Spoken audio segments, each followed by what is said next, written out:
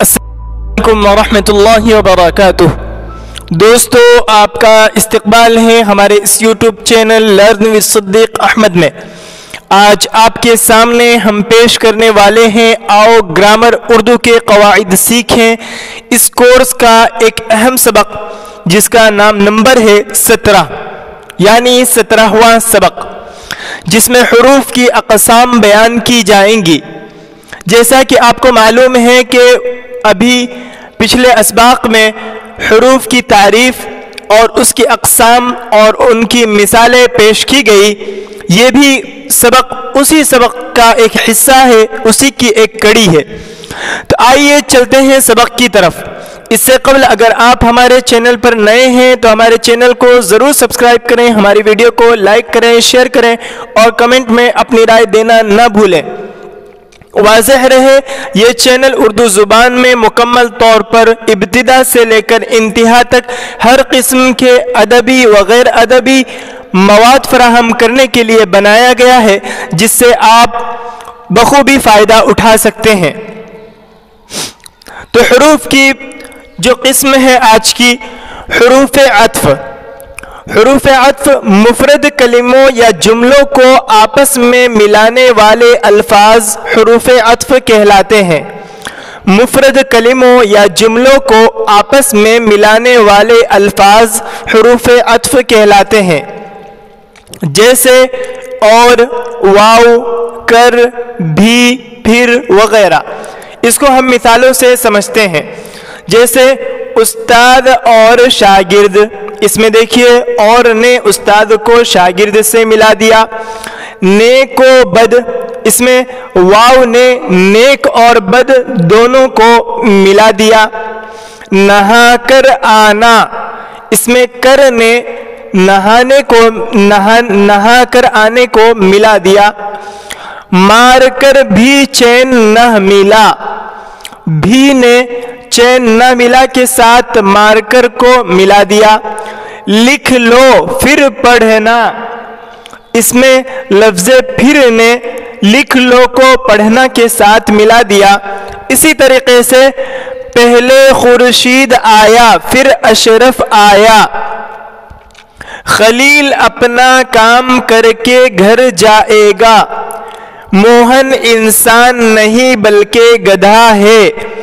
تو یہ جو مثالیں پیش کی گئی، اس میں اور، پھر، کر کے، بلکہ، یہ ایسے حروف ہے کہ انہوں نے دو کلموں یا فقروں کو آپس میں ملایا ہے اور ایک کے حکم میں انہیں شامل کیا ہے، لہذا ایسے حروف حروف عطف کہلاتے ہیں۔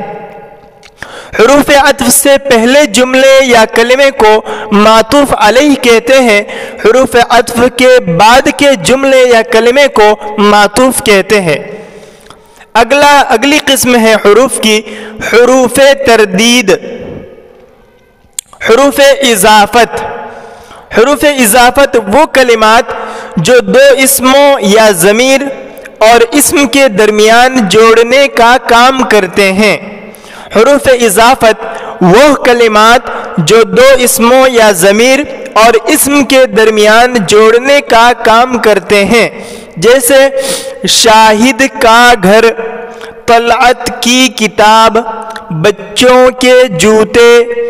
ان سب مثالوں میں کا، کے، کی وغیرہ یہ اضافت ہیں۔ حروف اضافت کی کئی قسمیں ہیں، جن میں یہی تینوں اضافتیں جملوں کے اعتبار سے مختلف نوعیت میں استعمال میں آتی ہیں۔ اگلی قسم ہے حروف تردید۔ حروف تردید وہ حروف ہیں جو رد کرنے کے مقام پر بولے جائیں۔ حروف تردید وہ حروف ہیں جو رد کرنے کے مقام پر بولے جائیں، جیسے تم خواہ کتاب لو یا کاپی، چاہے قلم لو یا پنسل، میں اس لڑکے کو جماعت سے نکال دوں یا رکھوں۔ تو یہ ساری مثالیں جو پیش کی گئی، اس میں خواہ، چاہے، یا یہ ایسے حروف ہیں کہ انہوں نے پہلی چیز کو رد کر کے دوسری چیز پیش کی ہے، لہذا اسی رد کرنے کو تردید کہا جاتا ہے۔ اگلی قسم ہے حروف استدراک. یہ ایسے حروف ہیں جو شک اور وہم کو دور کرنے کے لیے استعمال کیے جائیں. حروف استدراک ایسے حروف جو شک اور وہم کو دور کرنے کے لیے استعمال کیے جائیں. جیسے اسے ہم مثالوں سے سمجھتے ہیں. مجید تو دوست تھا مگر بے وفا نکلا. چور کو پکڑنے کی کافی کوشش تو کی گئی مگر کامیابی نہ ہوئی. تو اس میں جو دونوں مثالوں میں مگر کا استعمال ہوا ہے یہ شک اور وہم کو دور کرتے ہیں، اور ان جملوں میں یہ جو ان شک اور شبہ کو دور کر رہے ہیں جو جملوں میں پہلے سے پائے جاتے ہیں. لہذا ایسے حروف جو شک اور وہم کو دور کریں حروف استدراک کہلاتے ہیں. اگلی قسم ہے حروف استثناء. حروف استثناء ایسے حروف جو کل سے جز کو الگ کریں، یعنی مکمل جماعت سے کچھ لوگوں کو یا کچھ حصے کو الگ کریں. حروف استثناء ایسے حروف جو کل سے جز کو الگ کریں، یعنی مکمل حصے میں سے کچھ حصے کو الگ کریں. اسے ہم چلیے مثالوں سے سمجھتے ہیں. جیسے بشیر کے سوا سب آئے تھے، اس میں بشیر کو الگ کر دیا سب سے لفظ سوا سے. تمام لڑکے بغیر کریم کے جماعت سے باہر نکل گئے. تمام لڑکے بغیر کتاب کے جماعت سے باہر نکل گئے. ساری چیزیں گم ہو گئی مگر قلم بچ گیا. سب سو گئے مگر حمید. تو یہ جو مثالیں پیش کی گئی اس میں سوا مگر یہ جو استعمال ہوئے ہیں یہ سب کے سب ایسے حروف ہیں جو اس کو دیگر تمام چیزوں سے، اسی طرح تمام چیزوں سے قلم کو اور حمید کو سب آدمیوں سے جدا کرتے ہیں. لہذا ایسے حروف جو کل سے جز کو الگ کریں یہ حروف استثناء کہلاتے ہیں. اگلی قسم ہے حروف شرط و جزا. حروف شرط و جزا ایسے حروف جو جملوں میں شرط کے معنی پیدا کریں حروف شرط کہلاتے ہیں. ایسے حروف جو جملے میں شرط کے معنی پیدا کریں حروف شرط کہلاتے ہیں. اور ایسے حروف جو جزا کے مقام پر استعمال ہوں حروف جزا کہلاتے ہیں. اور ایسے حروف جو جزا کے مقام پر استعمال ہوں حروف جزا کہلاتے ہیں. آئیے اسے بھی مثالوں سے سمجھتے ہیں. اگر یہ جانتے چن چن کے ہم کو نہ توڑیں گے تو کل کبھی نہ تمنا رنگ و بو کرتے. اگر یہ جانتے چن چن کے ہم کو نہ توڑیں گے تو کل کبھی نہ تمنا رنگ و بو کرتے. تو یہ جو اشعار ہے اس میں اگر یہ ایسے حروف ہیں جو شرط کے معنی پیدا کرتے ہیں، اسی طرح سو تو وغیرہ جزا کے معنوں میں استعمال ہوتے ہیں. اگلی قسم ہے حروف علت. حروف علت وہ حروف جو کسی امر کا اثر ظاہر کریں حروف علت کہلاتے ہیں. وہ حروف جو کسی امر کا اثر یا کسی حکم کا کسی بات کا اثر ظاہر کریں یہ حروف علت کہلاتے ہیں. جیسے اسے ہم مثالوں سے سمجھتے ہیں. عزیز حاضر نہیں ہو سکتا کیونکہ وہ مصروف ہے. محنت کرنی چاہیے اس لیے کہ یہ ترقی کا پہلا قدم ہے.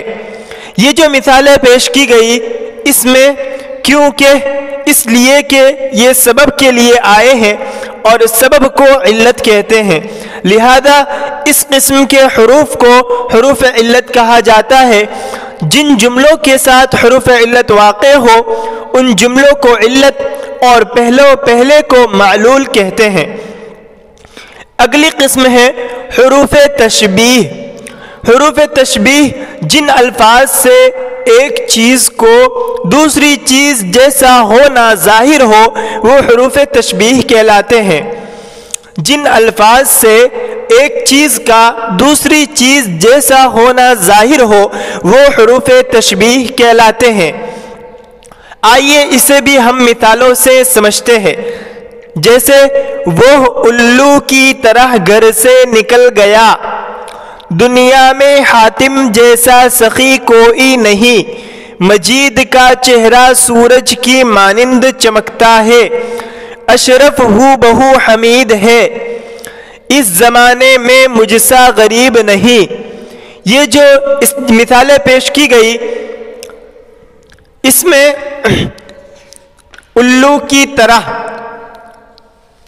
جو کی طرح ہوا، طرح جیسا، مانند، ہو بہو، سا، یہ ایسے حروف ہے کہ ان سے ایک چیز کا دوسری چیز جیسا ہونا ظاہر ہوتا ہے، لہذا ایسے حروف کو حروف تشبیہ کہتے ہیں۔ یہاں پر یہ بات واضح رہے، جس چیز کو تشبیہ دی جاتی ہے اس کو مشبہ کہتے ہیں، اور جس چیز کے ساتھ تشبیہ دی جائے اس کو مشبہ بھی کہتے ہیں۔ یہ تھی کچھ حروف کی اقسام، ان کی تعریفات، جنہیں مثالوں سے آپ کے سامنے پیش کیا گیا۔ اب ما بقیہ جو اقسام ہیں انہیں اگلے سبق میں آپ کے سامنے رکھا جائے گا۔ امید ہے کہ آپ اسے سمجھیں گے اور جملہ بناتے وقت اسے ذہن نشین رکھیں گے، اور ان قواعد کی روشنی میں، اردو زبان کے گرامر قواعد کی روشنی میں آپ جملہ بنائیں گے اور اسے اپنے مضمون، اپنی بات چیت اور اپنی تقریر کا حصہ بنائیں گے۔ یوں اردو زبان کو آپ صحیح طور پر بول پائیں گے، لکھ پائیں گے اور استعمال کر پائیں گے، اور اردو زبان میں آپ کو مکمل طور پر مہارت حاصل ہو جائے گی۔ السلام علیکم ورحمۃ اللہ وبرکاتہ۔